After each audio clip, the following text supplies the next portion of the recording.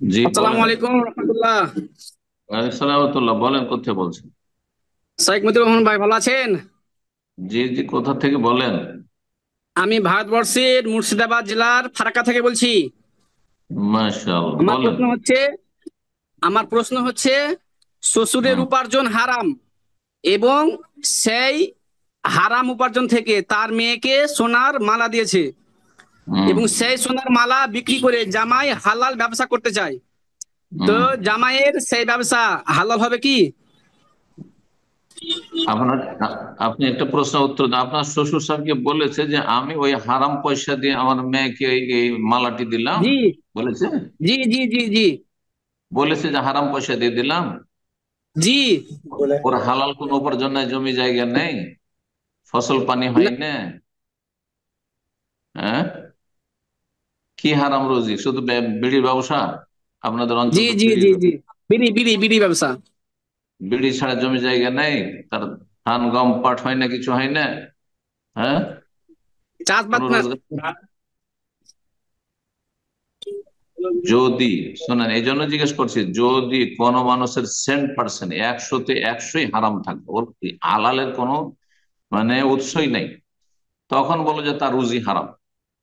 আর যদি থাকে যে আংশিক হারাম, কিছু হারামও আছে, বিড়ির ইনকামও আছে, আর সংসারে কিছু আয় উপার্জন আছে, তার গাড়ি বাড়িতে ইনকাম হচ্ছে, বা ইত্যাদি ইত্যাদি, যেগুলো হালাল, তো তা বলবো যে তার, হ্যাঁ, হালাল আছে হারাম আছে। তো আপনার ওয়াইফকে বা তার মেয়েকে যেটা দিয়েছে, আশা করি সে ভালো জিনিসই দিয়েছে। আপনি কেন ধরবেন যে ও বিড়ির ইনকাম দিয়ে আমার ওয়াইফকে ইয়ে দিয়েছে, ওর বাবা গয়না দিয়েছে? কেন বা ধরতে যাবেন? আপনারা কে সব কল্পনা জল্পনা করতে বলেছেন নেতিবাচক?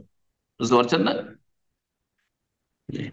তবে যদি আপনি মনে করেন যে সতর্কতামূলক, আপনার ওয়াইফকে আপনি বলতে পারেন যে একেবারে হারাম সুতরাং নিয়ে না। আর কখনো কোনো বিড়ির ব্যবসায়ী বলবেন যে আমি বিড়ির ইনকাম থেকে এটা দিলাম, এই কথা বলবে না।